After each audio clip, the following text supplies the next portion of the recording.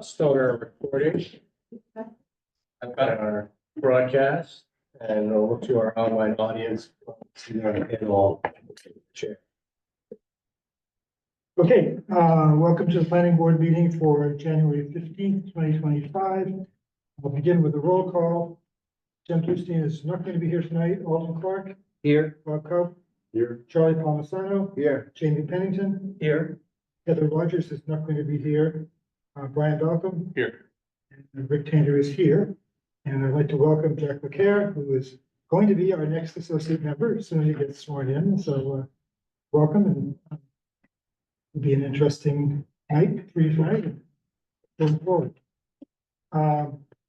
Okay, the first item on our agenda is a public hearing for Joseph Neep on 38 Forester Street for a special permit.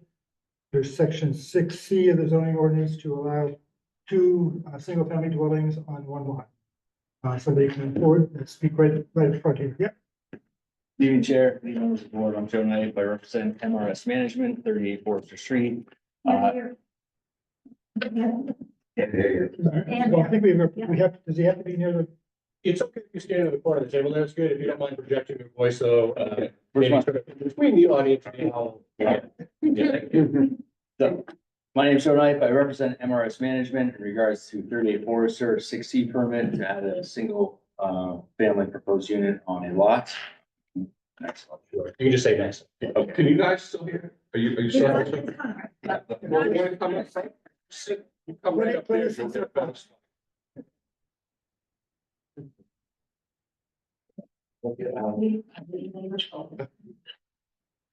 Thank you. I should know, being a school teacher, you never sit in the front row.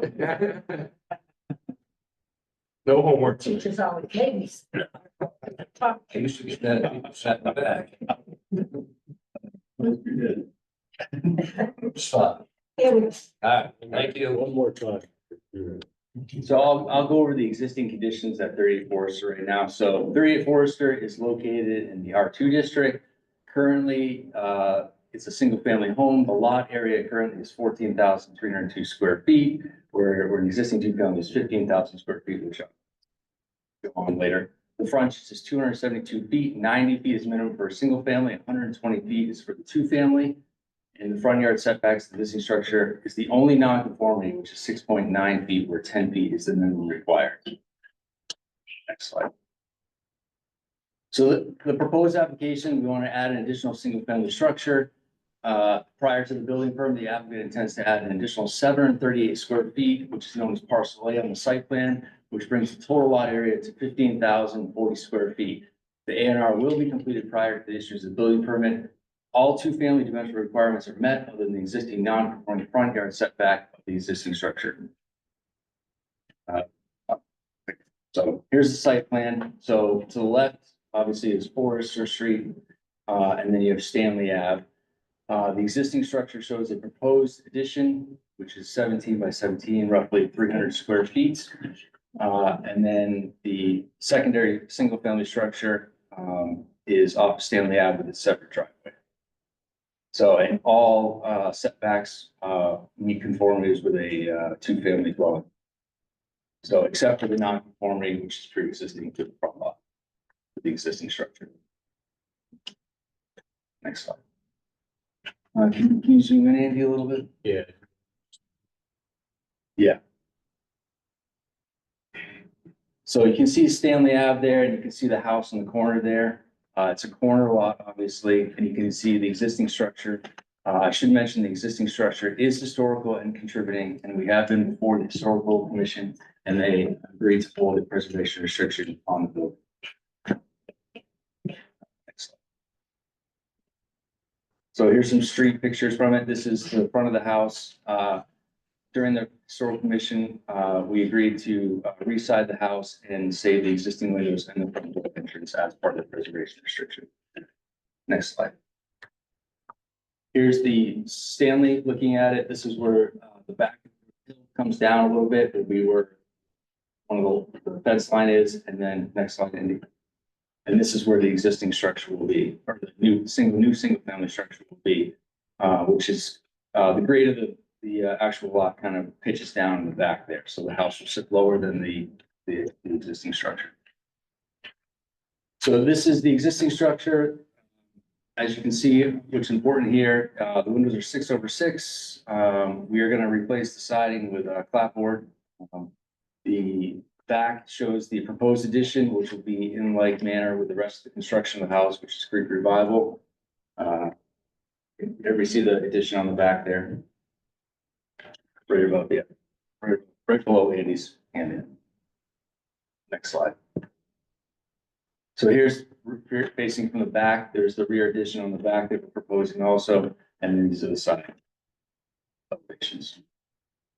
So we are not expanding, no heights or anything like that, and we're staying within the 500 square foot expansion. Here's the new proposed structure. So same kind of style, Greek Revival. We're gonna keep the windows 6/6. We're gonna do single divided lights, high-end windows, wood clapboard siding or composite siding to look historical. And the structure itself is in scale and models to the rest of the neighborhood. I think I want to note the existing structure is 2.5 stories. And the original square footage is 1,951 square feet, where the addition is 308, which puts us at a proposal of 2,259 square feet. The new structure is 1.5 stories, and it's proposed at 1,900 square feet. Next slide. So, and we also have a proposed single-family detached garage, which will be in the same, be built with the same work-life manner. Where's the driveway? Sorry. Just FYI, there will be a public comment. Oh, here, okay. and you'll be able to ask questions at that point. It might be easier. Yeah. Thank you. Sure. So as part of the special permit request, the lot and the building shall comply with the following development standards. The proposed residential center shall comply with lot area requirements for 2-family. Here, the property is 15,040 square foot after the additional parcel A, which is the A&R that we filed prior to the building permit. Both residential buildings will comply with the setback requirement for principal single-family dwellings. Here, both family single units comply with the setback requirement, except for the existing residential structure, which is a legal pre-existing non-conforming front yard setback, as the house was built in 1860, not 1870. The non-conformity is not being altered or extended. Both residential buildings should comply with all their zoning applications. All other applications and zoning regulations, including frontage, lot coverage, open space, building space, and parking, are met with the 2-family R2 district. The lot and building shall comply with the following building standards. The proposed building shall be arranged on lot 1 with the following manners. The 2 residential buildings located side by side shall be set back no more than 10 feet.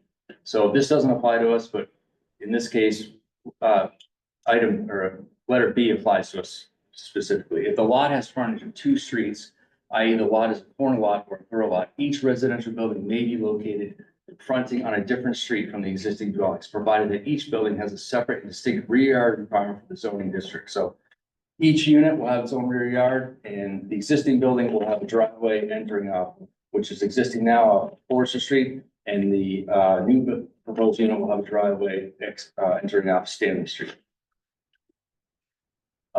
When the lot contains existing building as contributing within Newburyport district, the application for a special permit shall include a proposed perpetual preservation restriction as discussed. The main structure is contributing, it is in the overlay district, and we have submitted an approved draft from the Historical Commission, and they've accepted the whole. Before granting special permit in this section, the planning board shall find that the following are met. Design and layout of the building and open spaces on the site will be consistent with the established character, scale, massing, density, and surrounding neighborhood. The additional single-family structure of the proposing lot will be consistent with the established character, scale, massing, and density of the surrounding neighborhood. It will be subordinate to the existing structure. The proposed addition on the existing structure is less than 500 square feet of outward expansion. It does not alter the height and has minimal impact on the main structure. The addition proposed is on the right rear side of the property, as seen in the architectural plans. Before granting special permit under this section, B1C, the planning board shall find that all the following criteria are met. The building and accessory off-street parking areas will maintain a compatible relation to adjacent properties in terms of location design and will not significantly reduce privacy of adjacent properties. The building is conforming as to all setbacks apart from the existing structure, pre-existing front setback, meaning that both per the R2 district's dimensional requirements of a distance determined by the city will be compatible with surrounding properties. As seen on the site plan of the application materials, there is space available for off-street parking for both structures, and they will not affect the privacy of adjacent properties. No adjacent property will have their privacy significantly reduced. Before granting a special permit in this B1 section, the planning board shall find that all the following criteria are met. So developing a second residential building on a lot will be equally or more beneficial to the neighborhood than subdividing the lot, providing 2 dwelling units into a 2-family dwelling.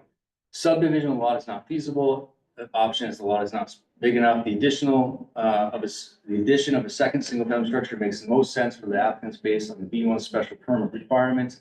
The B1 special permit process provides greater protection for the existing structure, hence the historical preservation restriction. In granting the special permit to allow 2 residential buildings on a lot, the planning board may impose building size or setback standards that are more restricted than establishing by the ordinance for a 2-family dwelling in the zoning district. Further, the planning board shall require in all special permits granted under this section that no further subdivision lots will be permitted. The applicant intends to abide by the applicable requirement of this subsection. Furthermore, in consideration of the increase in value represented by granting a special permit under this section B1C, the applicant shall make a financial contribution to the Affordable Housing Trust Fund in the amount of equal to $20 per square foot of the additional second residential building on the lot. The said payment will be made prior to the issuance of the building permit for the said second residential building. The applicant intends to abide by this subsection. That's it. I think. Yep. Okay, are there any questions from the board? One question on the proposed, detached garage on the new structure. What's the distance to the property line? I couldn't read it on things, and does that satisfy the, yeah, It was 6.9 feet or something? Well, 6.9 on the front existing, which is pre-existing. So I couldn't read it on the 6.5. it's 6.5. It's a shed, not a, well, it's proposed single car garage, but you can do 6.5.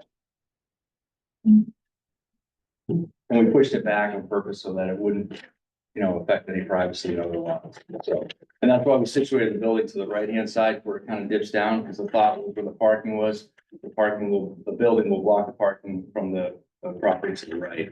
And then obviously we'll have a fence between the existing structure and the new structure.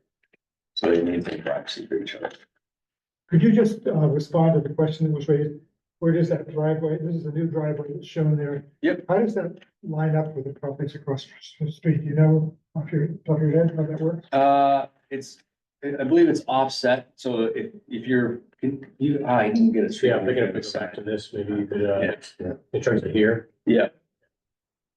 Yeah, can you zoom in a little bit? So it's sort of opposite the existing driveway. Sort of opposite the existing driveway. It'll be right opposite us. That driveway that you see right there, that's not, That's our, where is your Could driveway? you- Excuse me, again, we're still in the discussion Oh, here. We'll get back to you. All right. Sorry. I haven't been in one of these years. You're lucky. Yeah. Just tell me when. Yeah. Appointed. Are there other questions from board members? Just one more general question about the ownership. So it's one lot, it's got 2 single-family houses. What happens when one house gets sold? What is is it a common area? Is the lot a common area that's? It's essentially like a condominium association. Okay, so you have a common area. To the extent there's any common area, otherwise this is your portion of the lot and this is. You take care of your portion, I take care of mine. Yeah. And when you convey it, if you sell it, it's sold as, Has for that one lot. but it's not a deed restriction, It's technically separate ownership like a condo. It's not, yeah. all right. And there could be a restricted use here, I can't remember what the term for it is. Exclusive, yeah, Exclusive. exclusive, typically there's clarity, in the deed about these sort of yard areas and who can, put landscaping in this area versus that area. And it's important to note, so I met with DPW, I met with the water department, the sewer department, and we kind of went over where the water line goes, where the sewer line goes, and where the curb cut is. And, they were all okay on board with it. The sidewalk in front of Forester, he mentioned, he wanted us to replace it, so we agreed that we'll replace the sidewalk in front of Forester. There's a tree there that he wants us to, the tree warden wants us to remove and replace the sidewalk, so. Which we have no problem with. Anything else from the board? Just to, because topography is at play here, just a little bit, I'm just curious, do you know approximately the first floor elevation above the, like, kind of lower right corner? Like, not to the inch, but like within a foot or so? Do you know how much? This For this corner here? Yeah. To the bottom corner of the lot. Relative to the corner of the Yeah, lot. do you have a sense of that? Yeah, just curious. Do you have that data? Because I didn't see it.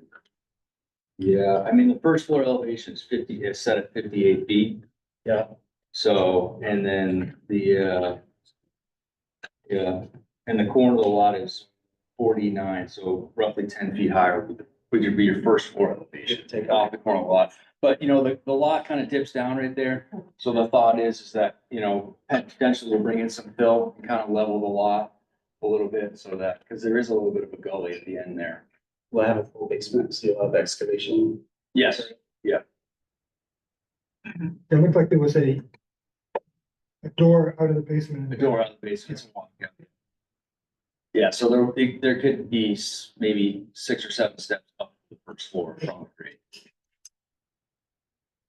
Thank you.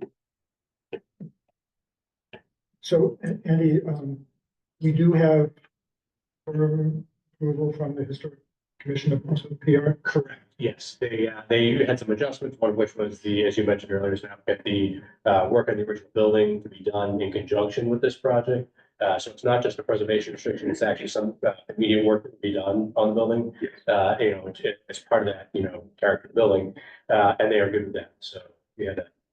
And I understand there can be some time delay in getting the state to approve that. Yes. And so I just want to be Yeah. clear that you understand that you can't get an occupancy permit for the second dwelling till the Until the PR work's is reported. complete. Yeah, until the work's complete on the existing structure and approved by the MHC. And the PR is reported. Yeah. Right, and recorded, Yeah, right. and it's our responsibility to record the PR, which usually used to be the cities, but now they. I guess I'm just saying that the timing may be out of your hands because you don't know how long it's gonna take the state to get back to you. Basically, if you get the approval, we recommend getting that to the state as soon as possible and with the edits that the historic commission had. Just because the sooner they have it, it does take typically months to get something back. Yeah, in terms of the draft conditions that have been presented to us, there is the ability to get an extended deadline for things like the sidewalk completion and the tree planting.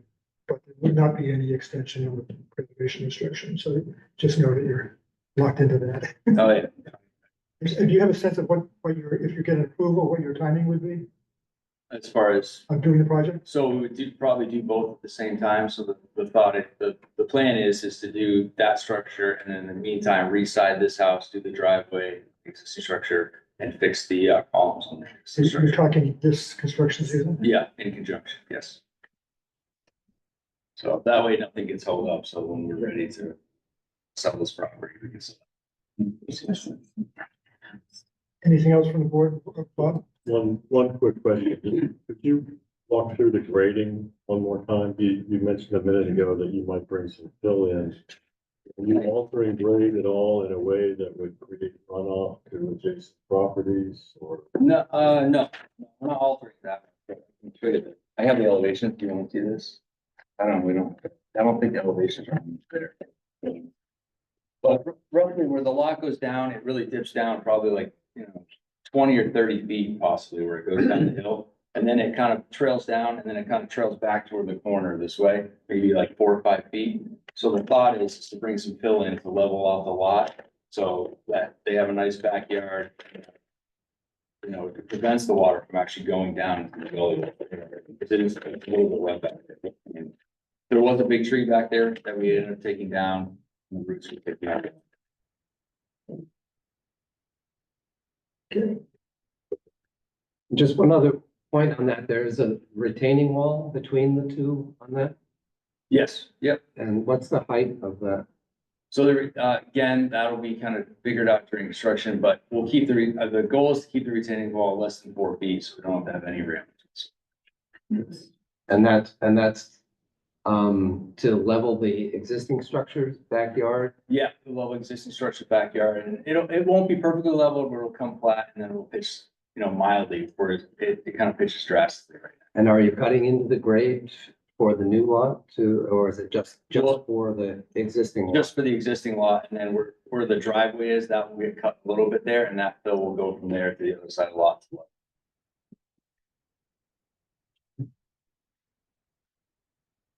If there's nothing else, I'll open the public hearing, but first I want to just explain, because I don't think it was really clear, no criticism of you, but in terms of what this actual permit is that's being requested.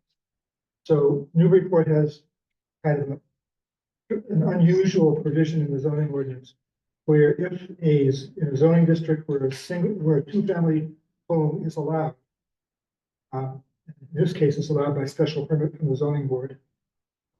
An owner can instead come to the planning board and request, instead of having a larger two-family home, have 2 single-family homes. So that's actually the specific permit that's being requested.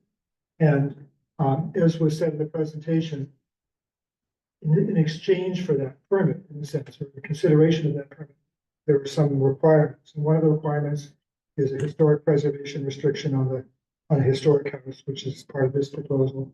Another one is a payment to the Affordable Housing Trust, proportional to the size of the new house that's being proposed. And then there's the third one is that the lot can never be subdivided.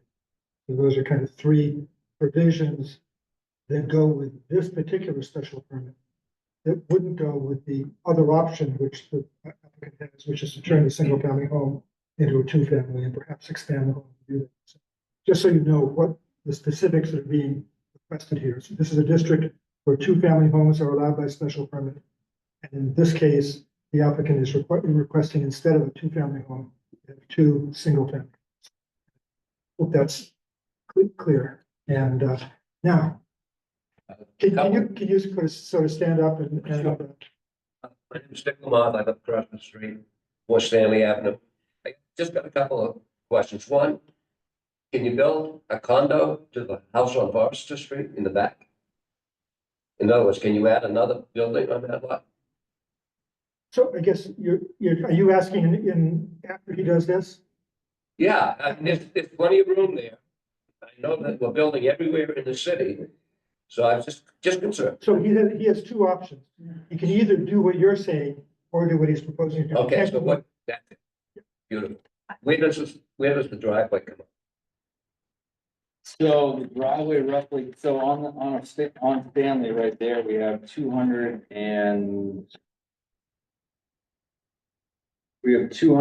feet of frontage right there. So it roughly comes out maybe 100 feet, 125 feet off the corner of Forester. Well, can you go back to that side of the picture? The area photograph. Yeah, the area photograph. Yeah.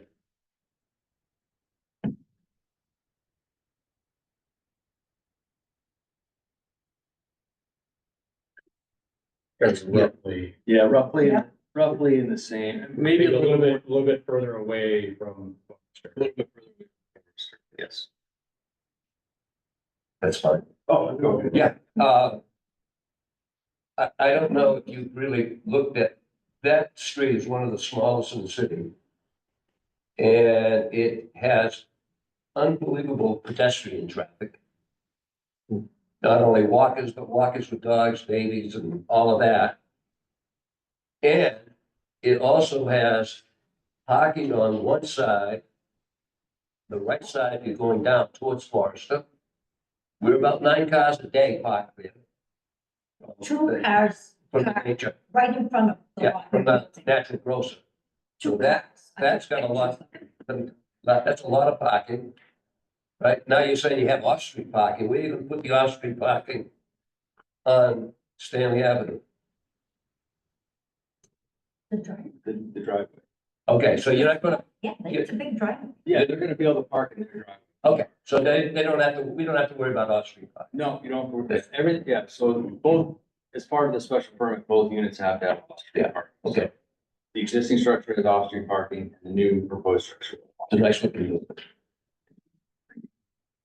If the street is, Carol, you have anything? Could you, if you want to speak, could you stand up and give your name and address, please? Thank you.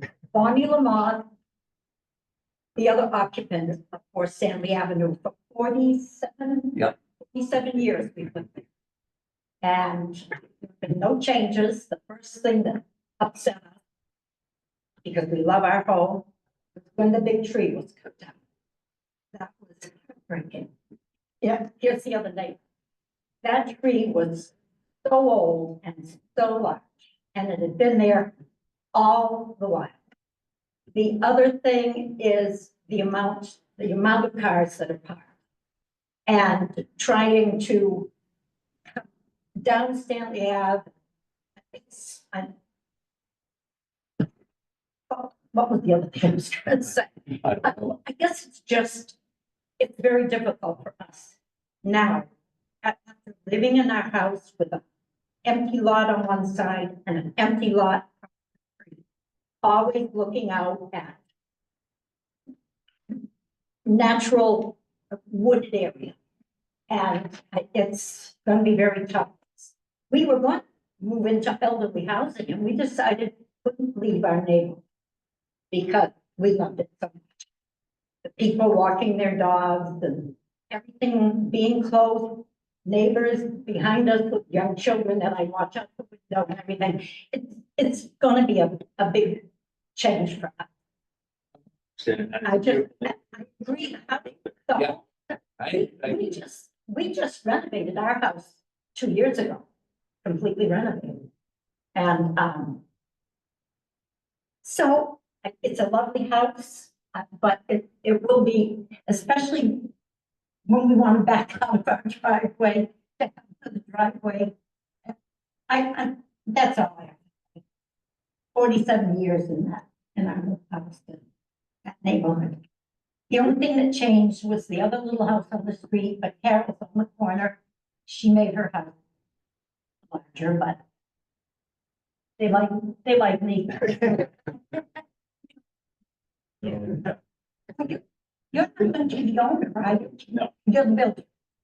So name and address. please. Carol Gates, I'm next to, the property you're working on the Lou side, What's the address? 7 Okay, Stanley. thank you. I appreciate the board, and I appreciate, several people who touched on some of the questions or concerns that I have.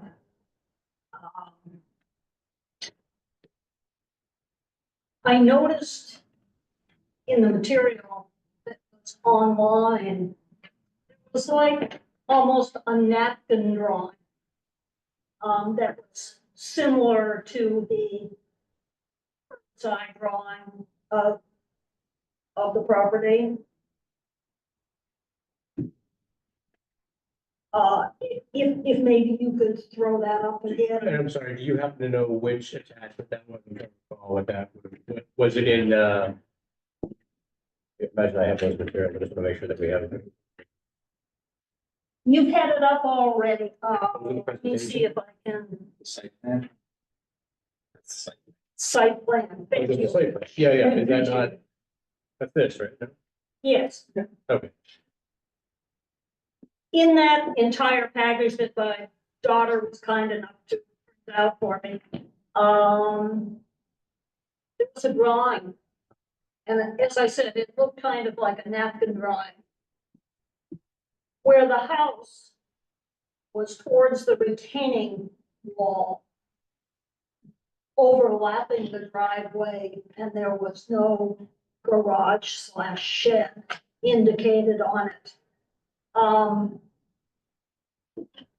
sorry, could I just ask the applicant, does that ring a bell with you in terms of, I can't recall that particular attachment. Yeah. I don't recall the napkin drawing, because we had the site plan, and then we had the The architectural plan. Yeah. Well, I might need to go through the huge thing again. Yeah, no, that one I have. This was at earlier. Could have been one of the older drawings from the registry that we had gotten prior to the site plan. Well, what I was going to say was, love that placement even more. I'll look for it and not waste your time at the moment. Sorry, I'm not seeing from the materials I got, from the online permitting system, I'm just not seeing that, so I'm blank.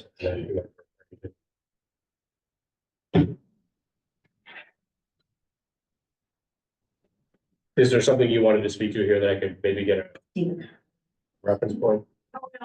I was going to ask what had caused the change where the house, the driveway was put in and the house was shifted down into the low area, which does take a fair amount of moisture. And I assume you guys will be sensitive to the drainage problems. yeah. A, the size of the structure that you're proposing to build. The fact that the land does drop down as you mentioned. Yep. And the fact that that dip in Stanley Ave in the maybe 15 years that I've been there has flooded up the streets. Maybe half dozen or less times. There are a couple of drains that the city put in. But it's a low spot. So I'm pleased to hear that you're thinking of putting some fill in. Yes, to bring it up. So, and that's why we have the walkout basement too, so keep the house up. So, and the hope is that, you know, we'll fix the grades so the water. We'll keep it.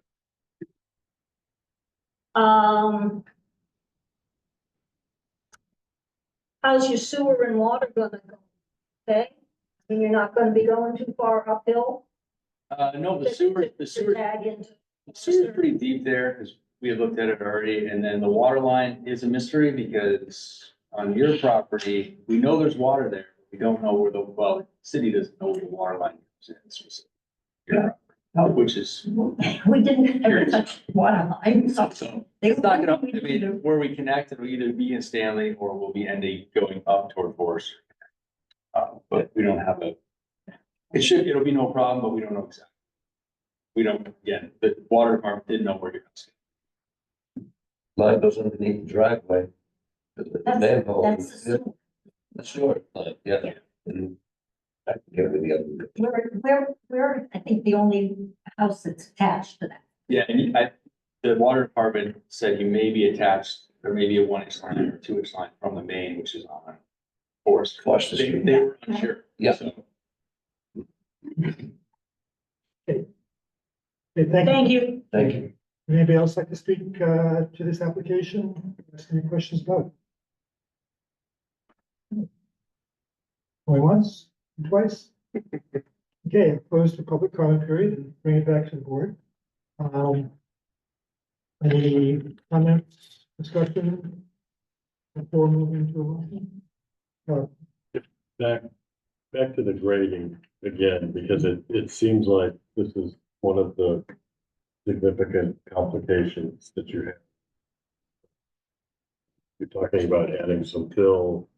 There's a significant depression here where you're building. It would be really helpful to have a plan existing in grade. That's hard to say. Really hard to tell, you know, exactly what we're dealing with here from the plan that we're looking at, since there are no elevations. yeah, I'm not sure why it didn't, I have the elevation on my plan, but when I uploaded it to the system, I don't know why it didn't show it there, but I do have a copy of the plan with the elevation. If I may, and I could be mistaken, just to make sure I understand, right? I think that what Bob is referring to is the plan, I think you have elevation for the building structures. I think what is being referred to here is the fact that the site grading is not depicted.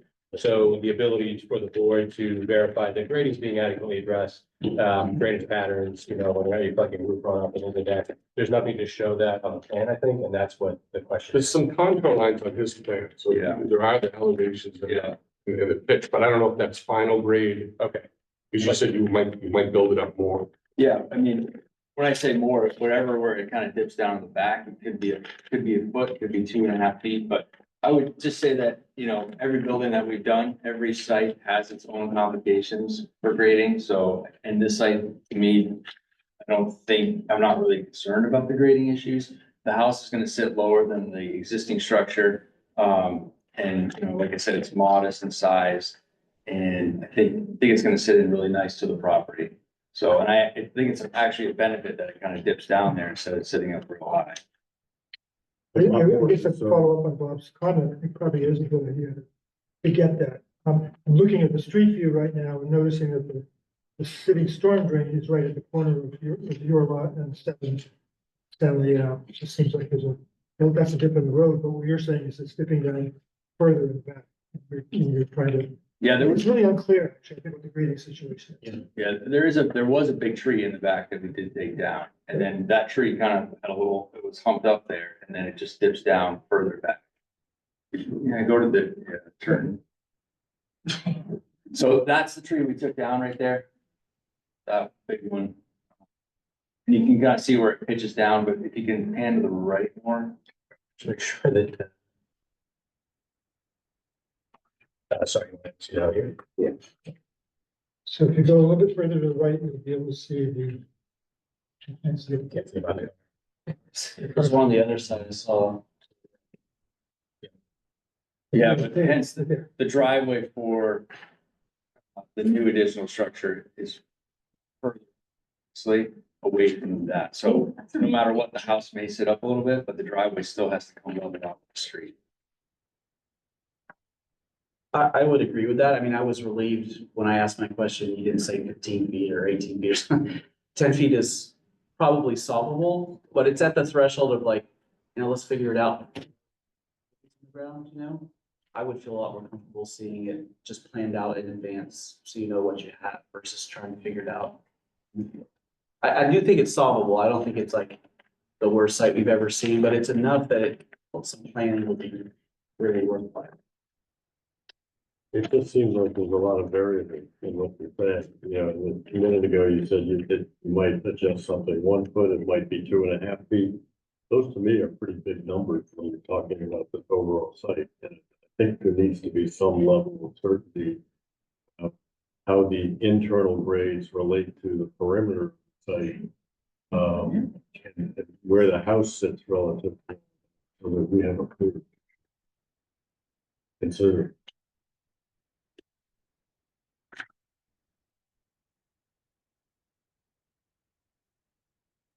I mean, I have the contours on here. So where the proposed driveway is now, it sits at 58, and that's the driveway. The first floor height is 58. And then the right-hand corner where the white car is, and that's 48 right there, 48.5. And then the rear of the property is roughly, so it's 51. So, I mean, that is gonna we'll level it off, but it may not be completely level, but the foundation itself, it's a shallow cut. We're only gonna dig in probably 3 or 4 feet. Yeah, I And think then you'll have some concrete sticking out of the ground. it seems like the point is that, you're talking a little bit about first floor elevations again.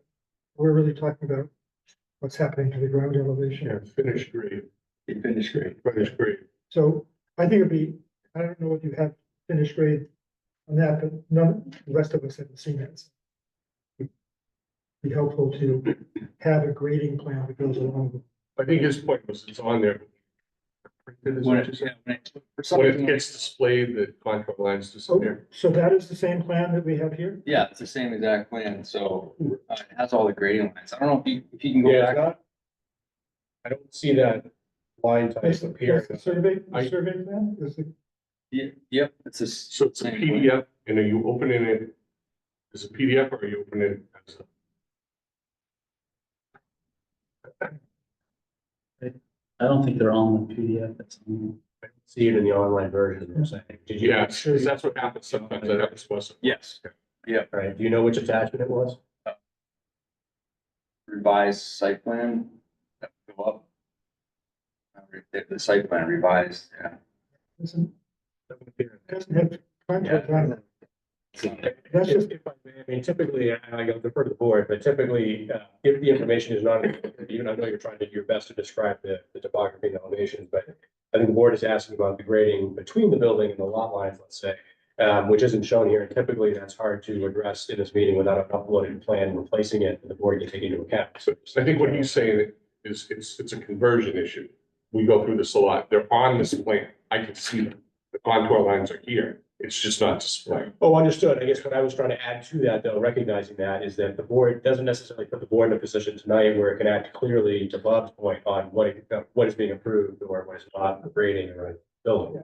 I think we just need more We information. need a different process then, because if he submits it again, they're not going to show up again. It's what Well, you my can, point is. No, I think if you it's check the possible to do PDF the before it's plan uploaded, with it's true. contours.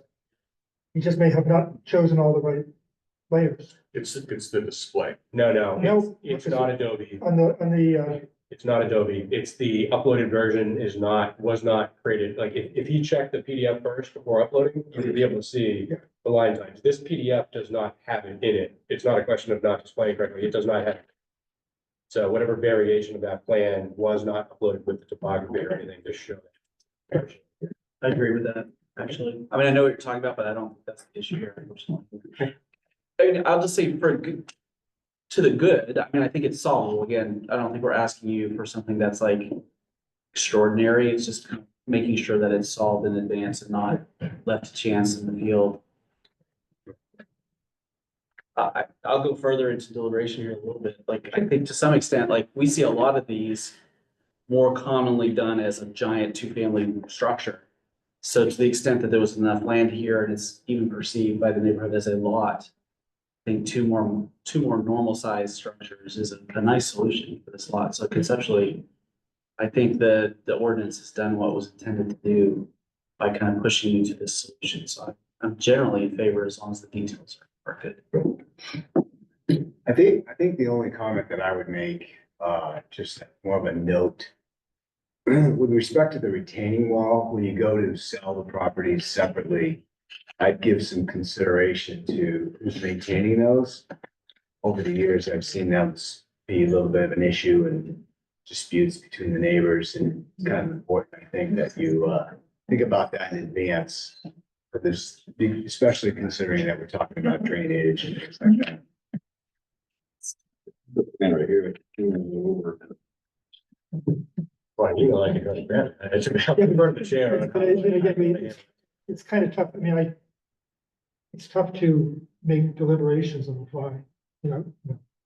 On the screen. You've got a plan that shows. Trying to.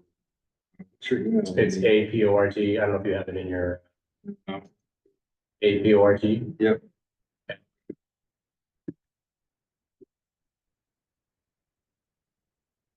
Did you have a question or? Well, just want to redeem myself. I did find that napkin drawing. And in this one, it's a little existing shed, That shed's still there. Yep. but the house was shown here. You know, leaving a real nice space there as opposed to the 20 Right. Are we part of the ENR process? Yes. Not tonight. Because it's not. Very good point. It has to come back to us before he can record it, before he can do it.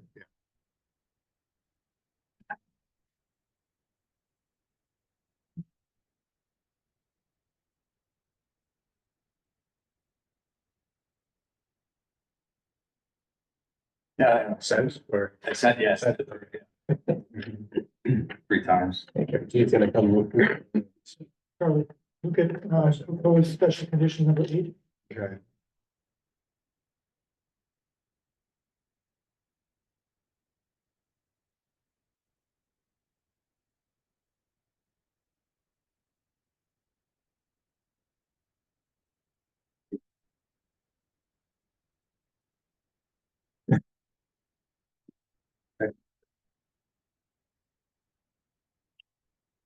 That is a much better, more detailed.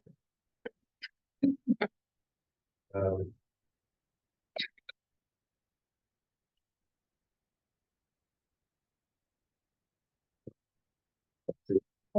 Not yet. It's just, I didn't really.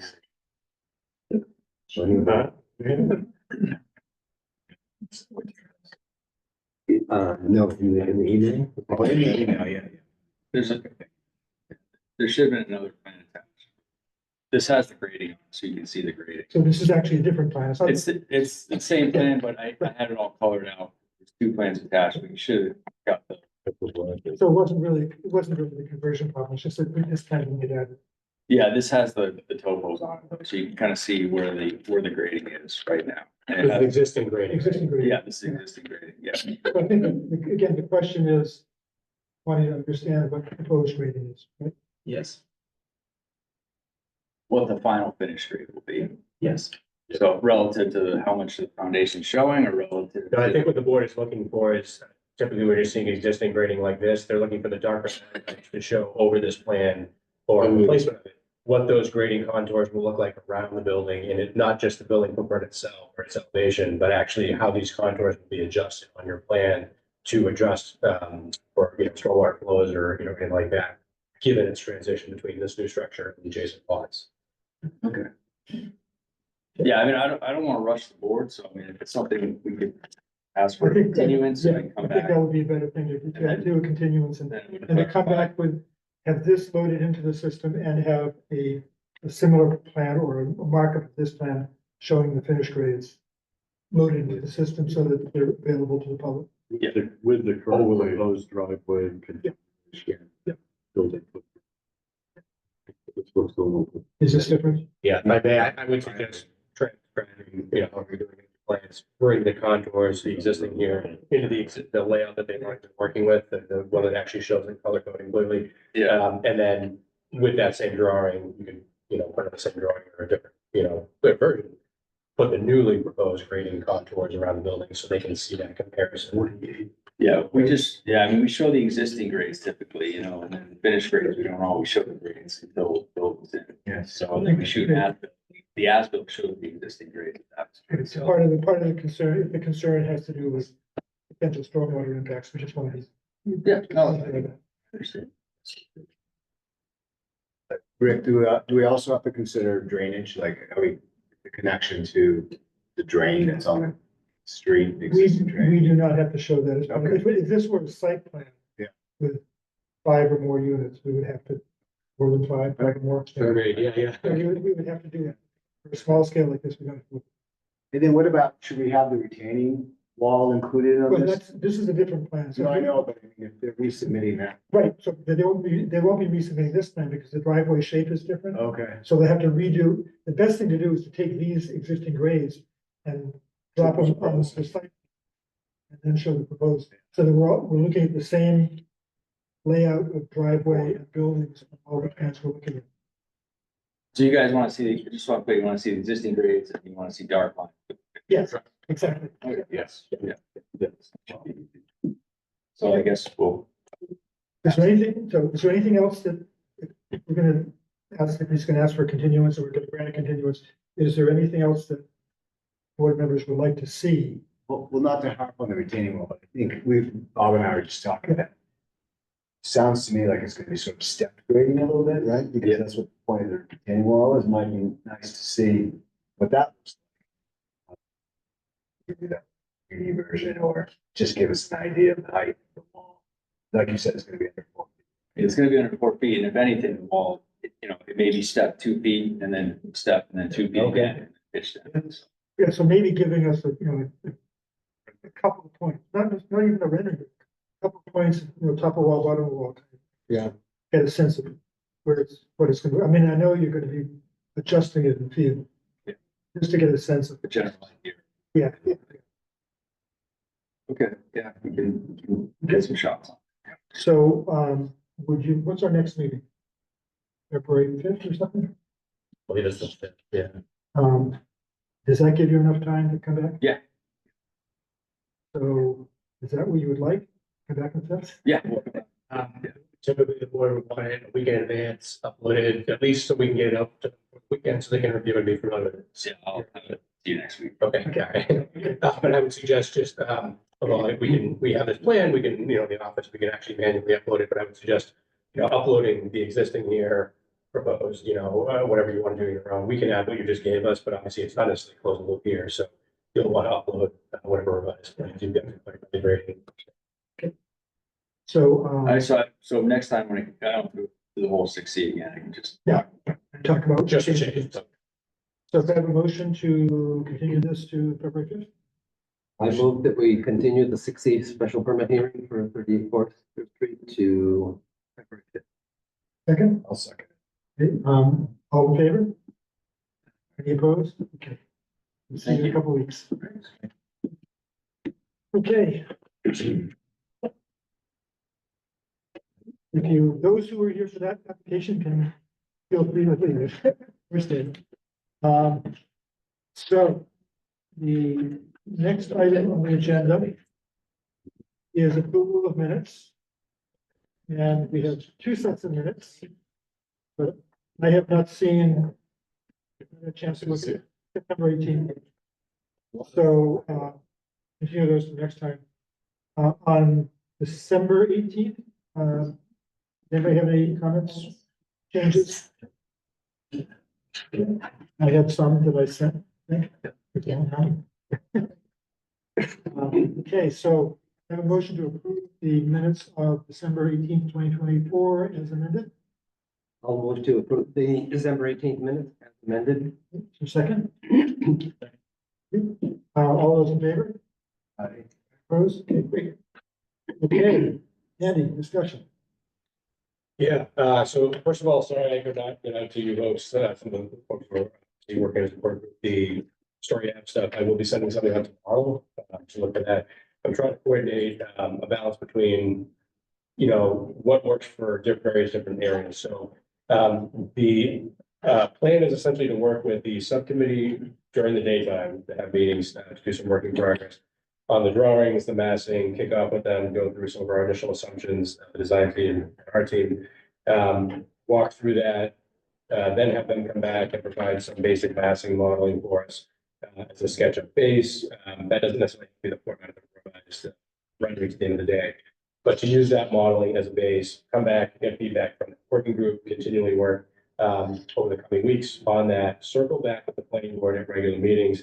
We'll be inviting the city council to our meetings. And if it's all right with the chair, I would ask that not only to be able to use the alternating meetings that we had talked about, but also depending on the hearings we have, the tail end of other meeting dates, do some of that as well as a larger group of possible. So that would give us the one meeting a month plus potentially depending on where we are at the end of the night.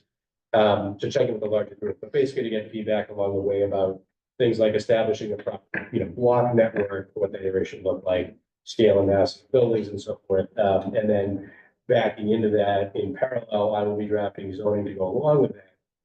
And the idea is to basically come back to the city council basically about the summertime with a proposed alternative zoning for that. Basically, I think you're assumed to be an overlay, not, we can go through the whole discussion. Rick and I had this discussion going for about earlier this week. But whether something is a revision to underlying zoning versus an overlay.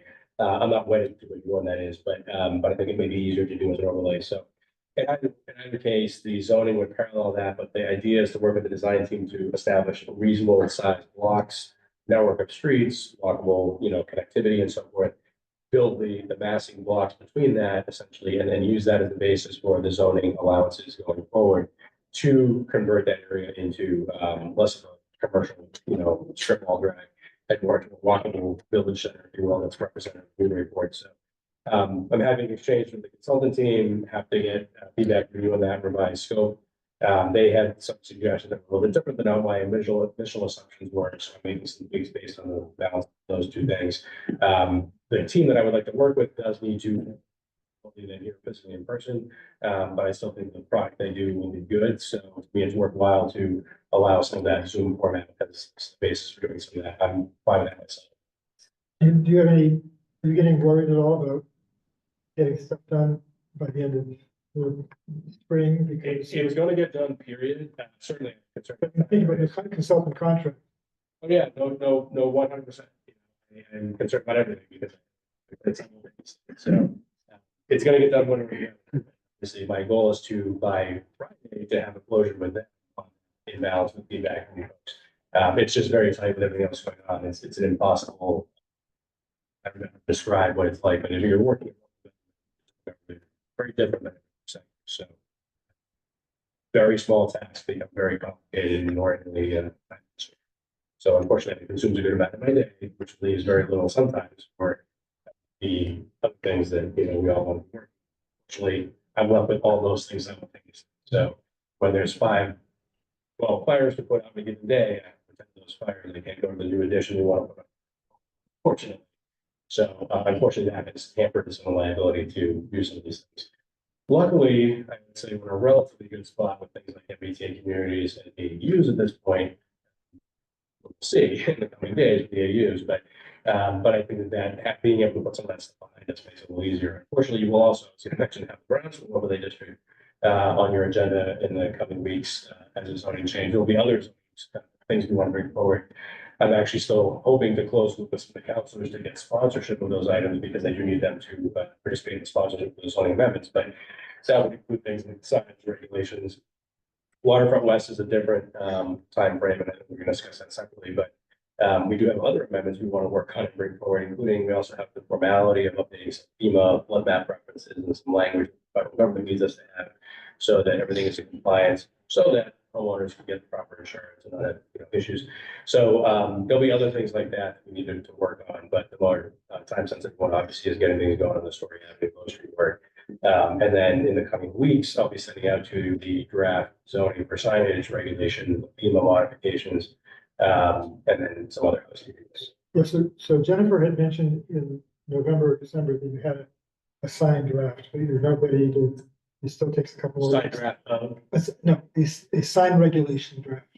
She had- Oh, no, so there, I have I have my version that I've been working between some of her requested edits and suggested edits. Some ideas that you thankfully had sent over from some other situations. I've had exchange with other city officials about some of their stuff, basically merging that together into what will come back to you as the proposed draft.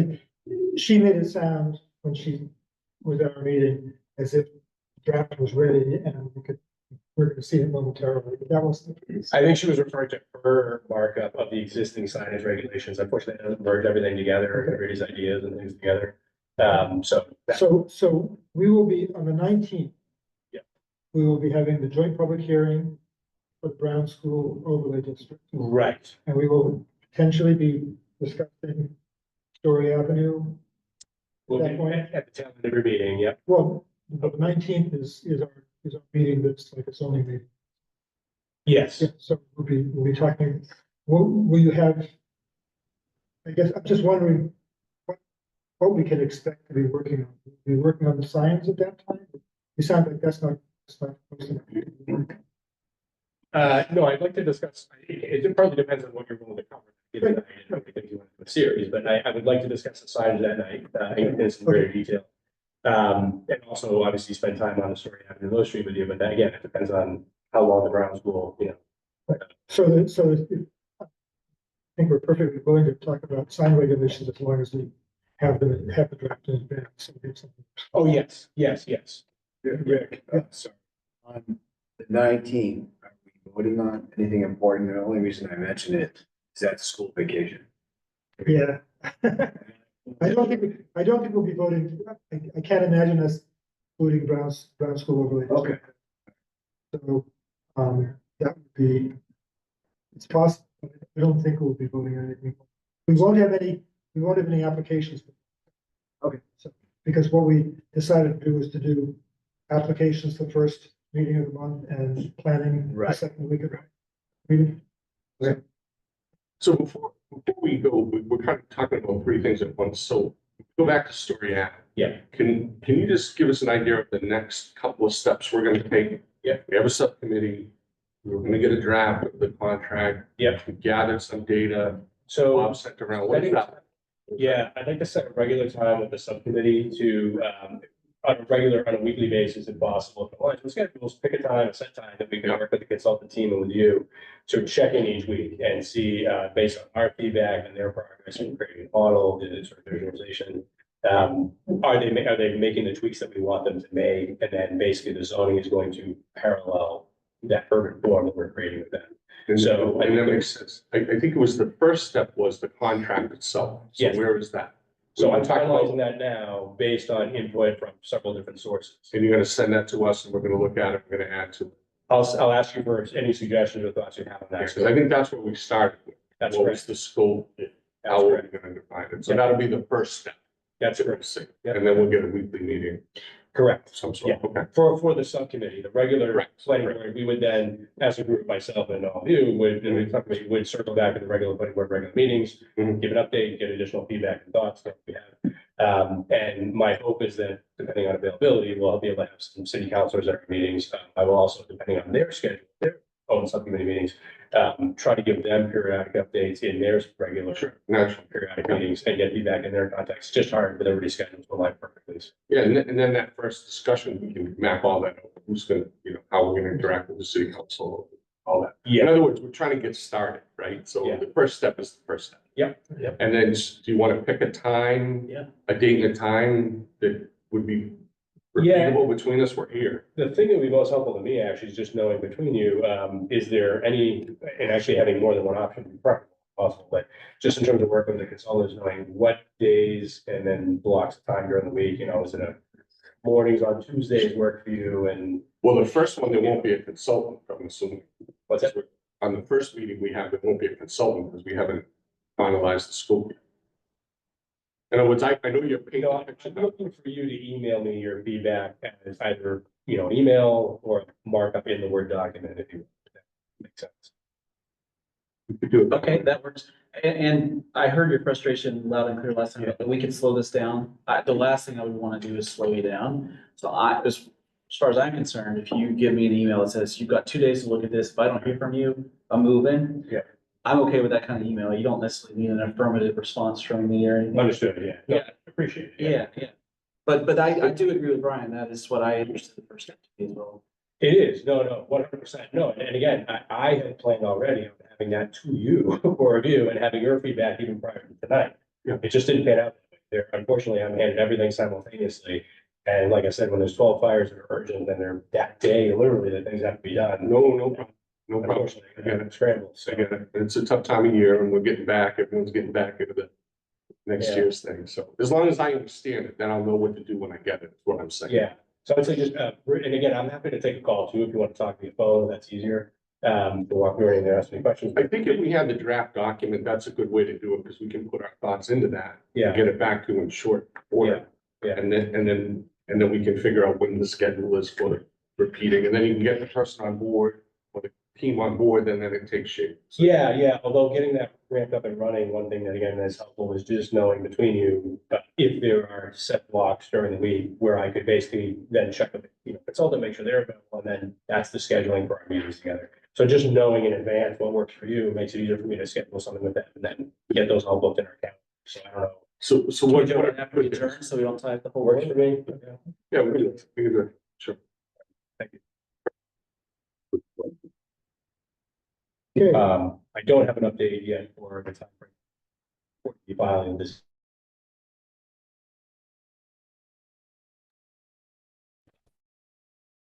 Pretty well. Might have ideas about what could go on its place, but certainly.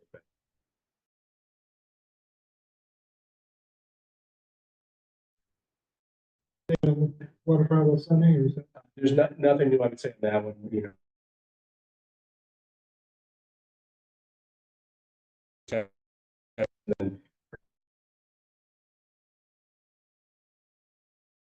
early feedback about what would be appropriate for urban design and whatnot. I know we've had years of reports on that, and there's been prior planning board 19.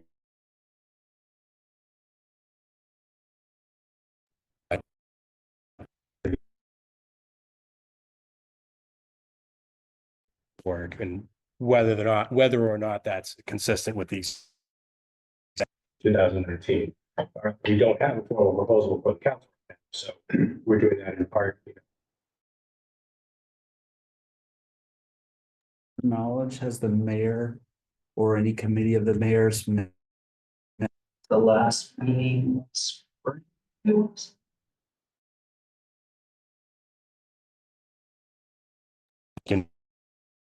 Documents are being changed in different formats, but it's not been, you know, indefinite.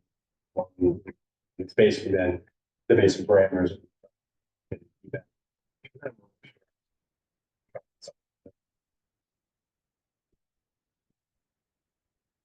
I think the largest issue we debated over the years is, you know, and how it's together, so that does play a part. All the other issues, in my view, are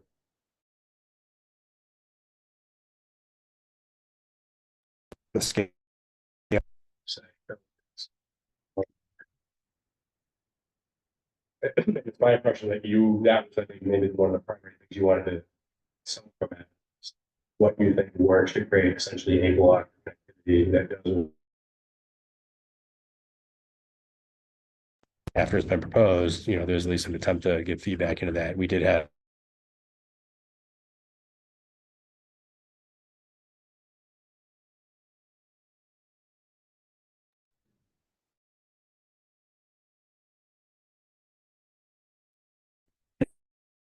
I mean, I saw some specific ideas incorporated, not all of them, and there were some things I thought were a little odd, but they clearly had paid attention to what we said, so I think it served its purpose.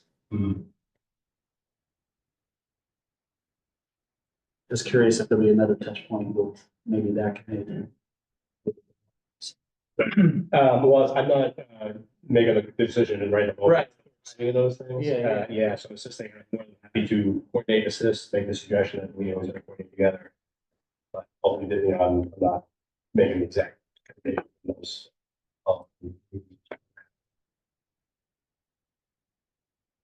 Okay, anything else that you want to report, Andy?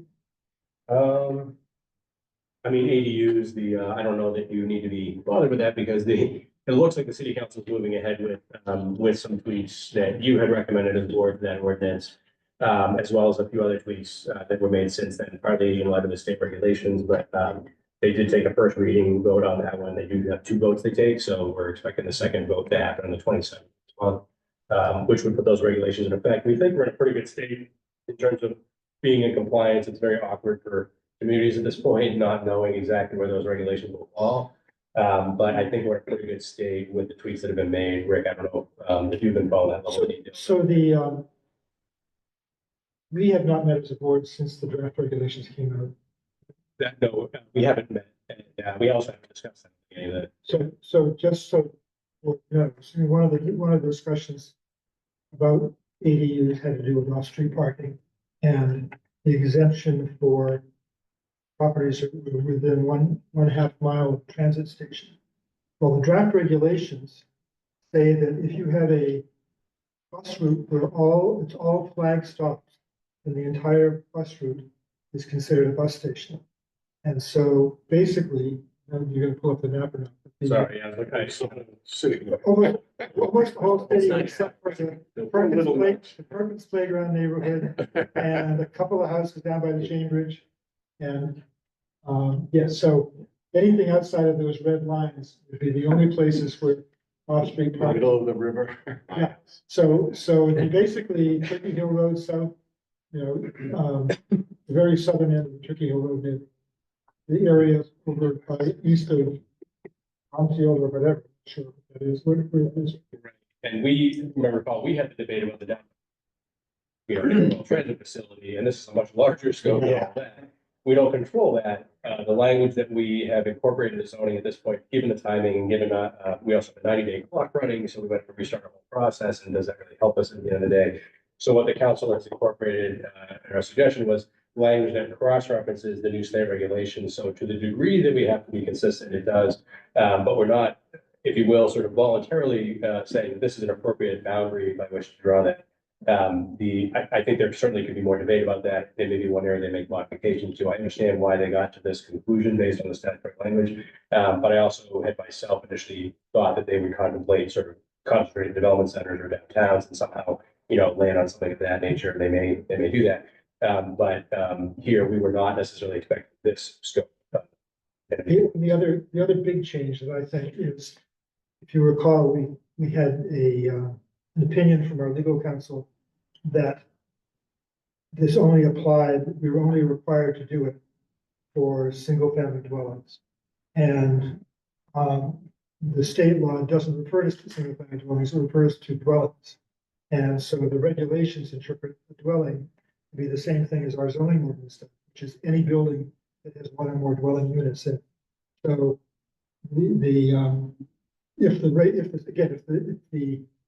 and what we did in our, did they pull out two families in the final draft? Yes, sorry, the proposed amendment, that's, Right. they removed partly in response to the. They did the city council.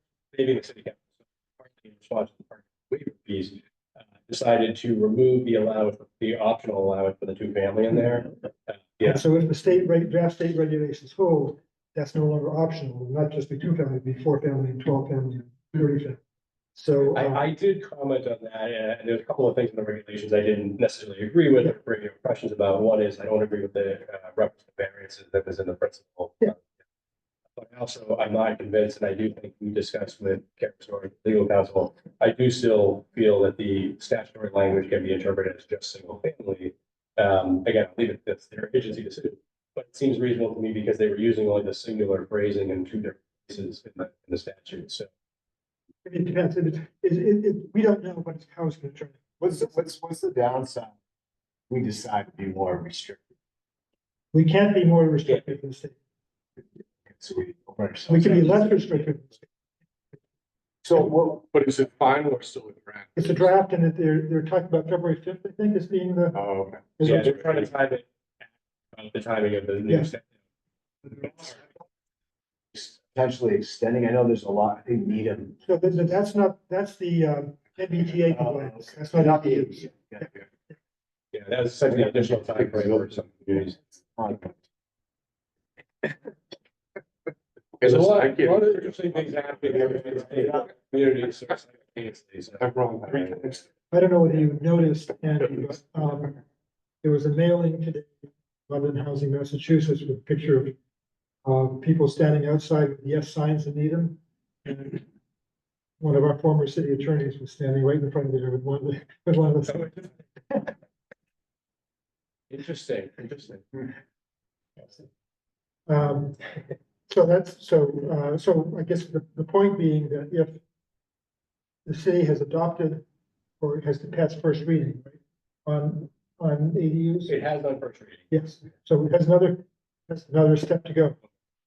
Even after it does that, it will very likely have to come back to us for another public hearing and revision, depending on what regulations. Yeah, there's a possibility, depending on what's in those regulations, that we need to tweak something. We may still want to change something or something. But certainly because we're in that limbo state, unfortunately, I think we're actually in a relatively good spot in timing. It's coincidental in a way because we're aligning with this. I think we're actually in some ways a benefit because we'll be informed by it by adopting most of what's, in compliance and in good order.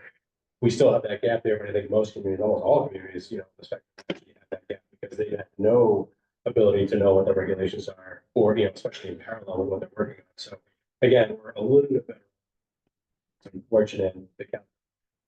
Even though there was no frustration on the fact that the rules are technically still unknown to some degree. So Rick, if that comes back to us and we open another public hearing, is that just advisory or would we go through the whole cycle? We have to go through the whole cycle again. Yeah, wouldn't need to be necessarily as long, because we might be just making tweaks. Yeah. Correct. Yeah. But then we'll go back to the city It council. has to, the city council would have to send something to us. Yeah. And then we would have the joint public hearing with the Amen. planning and development committee, provide a report back to the city council, and then the city council votes again. So, And unfortunately, there's a little bit of That's just a bill. Thank you. a little bit of the bureaucratic process where like, something has to go to committee, if you're referred there. Chicken of the egg. We have advertisements, we have hearings, it's recommended back, Yeah. a lot of that. Just one quick question on the map that Yeah. that you have showing there, where it goes up. What I looks think like that's wrong. I I-95. think that's probably wrong. Yeah, I well, can't imagine a Because flag you bus. can't bus find- you route. can't find- Yeah, no, sorry, that, you're correct. Rick had noticed, but yeah, it is showing the routes that it takes, but there's no frontage, if you will, that you, yeah. Yeah. You can connect across those two bases, west and east, and if that would be. Yeah, So well, like there are a declaring few- frontage on that. A few more houses, where are those that are, oh, that's down, by the water treatment plant. Right. Yeah. Yeah. Ferry Road and the bridge, right. Again, this layer, this map, which is great, was, you know, to show it based on all the routes, this would be Right. gapping, we can tweak depending on, show, you know, perfect accuracy, but this is just to illustrate to Rick's earlier point, just more sweeping boundary picked up by this, you know, interpretation and application of this. Okay. Yeah, like I said, with the Brownsville overlay, the only reason I didn't, we were disclosing a couple of weeks today, but I'll probably push up tomorrow to the Brownsville zoning, you know, to take a look at that, some related materials, just so you're informed as much as possible about a few other mechanics and things that are going on in relation to that at the city council. And so as you're looking at the zoning changes that are being proposed there, you can, you know, we can pick up that discussion officially on the IT, and we'll give a usual staff report back. Then we'll be able to point you tomorrow to, here's the posted ordinance, here's some related material. Yeah, we may want to pick that up at the end of our February 5th meeting, just have a little Oh, yeah. discussion. Yeah. And the only things that we actually have on February 5th are the one we heard tonight, 38 Forester Street, 6C, and we have another 6C on Merrill Street. So, and that's one, that came to us, right? Didn't we have an advisory meeting with Nick Cracknell about it, or was that in the planning board, or was that just? That was, yeah, that was. Who's presenting for that? We're not. It'd be new for the board, yeah. So, yeah, there was like an informal discussion, yeah, we had, but the board hasn't seen the application. What are we calling that? What is that applicant? It's another 6C like we had tonight. Okay. And it's Nick Cracknell, if you know, yeah, he's planning and development director in Namesburg, but he's also a consultant.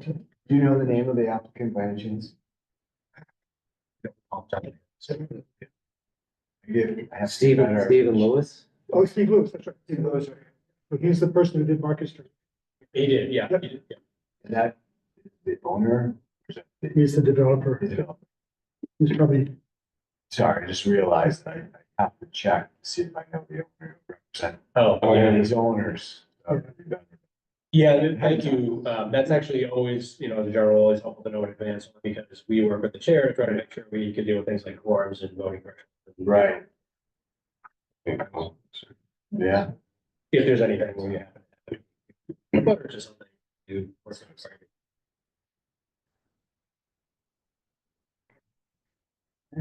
Sure, there's something I'm forgetting. oh, he is listed as the owner as well. Oh, question on that note. So if I personally represented, my understanding, of course, I recuse myself. What if my firm?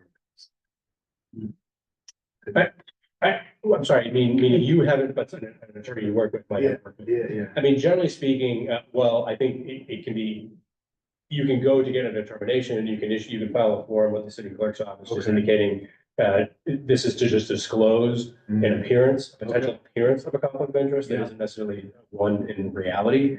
That would be like a best practice. Best practice even before that would be, if it's not an issue for the board, just recuse yourself entirely. But you can, that is a situation I think would be appropriate to file that disclosure form saying, you know, I happen to work for the same company, but I've never actually worked for this particular party.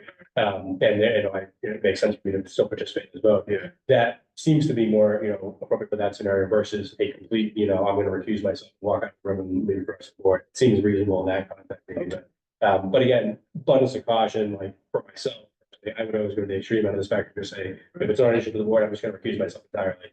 And that way there's no appearance whatsoever. Nobody confuses or gets any ambiguity about that. Okay, yeah, I think I'm gonna start running checks. See, I read it. We're gonna do the update for our education there, like, oh boy. I didn't really catch it the first time. So, if there's nothing else, then we move on to the highlight of the evening. annual election of officers. Before we do that, Also known as the resignation. Yeah. Unfortunate. everybody should know that Heather is leaving the board. She's, and Brian is being appointed to be a full member. Yeah.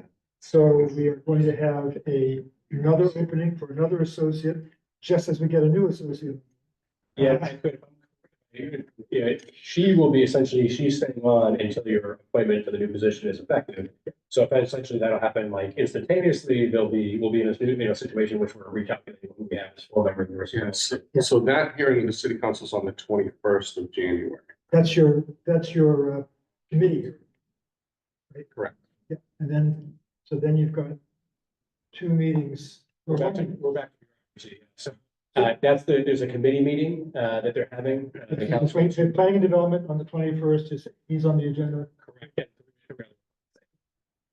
And then it'll go back to the regular city council for the actual appointment to happen. So I'm sorry, it's just one of those things. It's why it takes so long to get things done. And they just changed all the meeting dates for the city council. So the new city council meeting date would be, I don't know whether they posted the correct updated dates yet. I think they're actually meeting on the 27th. They are meeting on the 27th of this month. So he could actually be appointed for the 27th. Yeah, what I don't know is, I'll defer to the city clerk and the president of the council. I'm not sure whether they would treat that as a single two reading, just because again, we're back to process. I don't know whether they would do that as. Oh, you're right, because it's first and second. Um, And he wasn't, it was just a consent agenda thing this week. yeah, I'm not a big fan of the two vote. So is this first and second reading. So when I mentioned zoning amendments, I said, but our first reading, what I mean is first vote, and we have two votes before it's actually on the books. So that's why, again, all these things add up and they take time in between weeks of meetings, but so the appointment and the availability or as a full member versus an alternate may take those many weeks longer to be officially, effective and technically, again, more minutia, but technically it seems to make sense. You'd have to go to the clerk's office and get re-sworn in for that new position, even though you're technically just sliding from one seat to the other. I think I'll leave it to the clerk's office, but I believe they would treat it that way as well. So you can just swing and, sign in for your new position. It's a little bit too much process, I do, but it's just the way that things work. So because the council has gone to this new schedule, if they need to do two readings, then it wouldn't be until, I think it's the 18th, the night before our next. No, we'll find out. You'll be here anyway. I'll just erase this when they're ready. Yeah. I get it, wait. Yeah, we try to keep track as best we can. Unfortunately, there's a voluminous number of boards and committees in the city, so there's a constant moving and coming and going. Never mind, just this board is up. So we just have to juggle that piece, working with the chair, acting chair, in order to make sure that the board meetings are. Sorry, I didn't mean. Acting chair. Okay. I wanted to minimize if there was this option. Okay. Let us move on to election of officers. Is there anyone who is interested in taking on a position as an officer, who is not an officer right now? Everybody is not. I would have to delay for a year. Yeah. Probably a year. And I'll say the same thing I said before. If I could, I would, but obviously we have to go through the process. And that's if no one else wants. More That's training. right. Right? I think in the absence of other possibilities. You said this the last time, not really fair to you. Sorry, but you gotta keep going. So I would be willing to put my name forward. Would you? With the understanding that it probably would be a significant step down in understanding of the role, but if you all will support that and understand that this is a process. No, we appreciate it. We're topped up.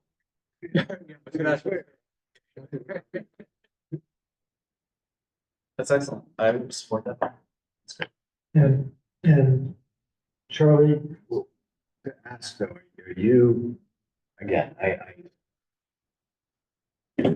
mimic Bob's concern for you, that this is something that you need to do.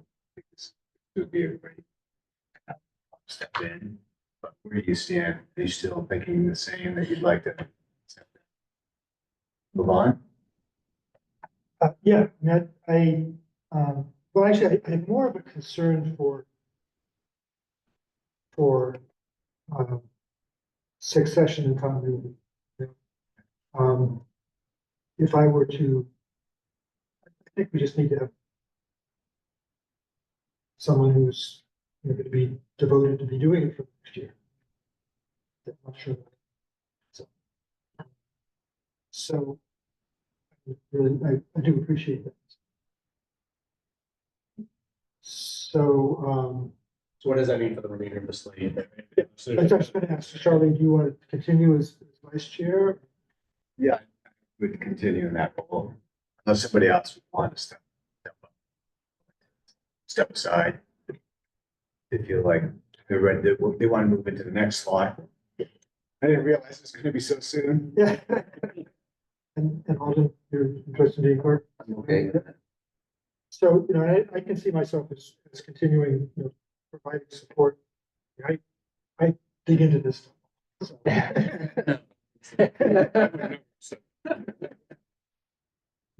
So, yeah, so I It's a tough think, act to follow. what's that?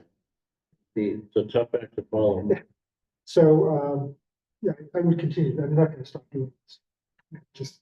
I just would like to share the burden. Just for clarification, it's more of just, I apologize for some burden that it places on all of it. Do you mind just, we talked about like the role of sort of reading briefly on the record, some findings that the board's making and whatnot. Is that still- So I talked to Alden about just before the meeting, and I think that we would say, maybe instead of doing that, say, refer to the findings as presented in the staff, and make any adjustments to those findings and vote on those findings. Okay. You know what I mean? That's Just the adjustment. yeah.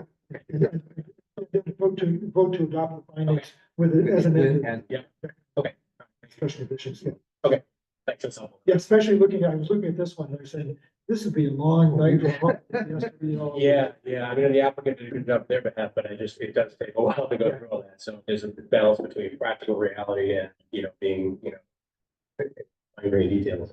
Okay, thank you, that's all. So, in that case, could I have a motion for a slate of officers?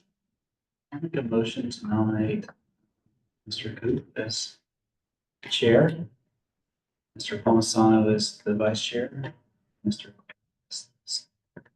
Is there a second? Second. Okay, all those in favor? Any opposed? Not me. And I'll be happy to share all the stuff that I've done, in terms of organization and that kind of stuff. You all do name tags. What is this? so, Next meeting. Next one. Wow. Thank you, that's very nice.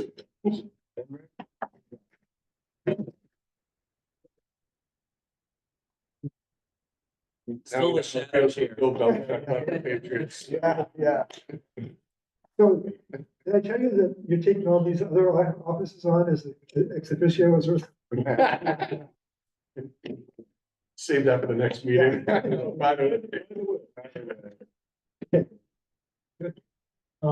Anything else? Motion to adjourn? Somebody getting it. I'll move to adjourn. Second. Okay, all in favor? Thank you. Awesome.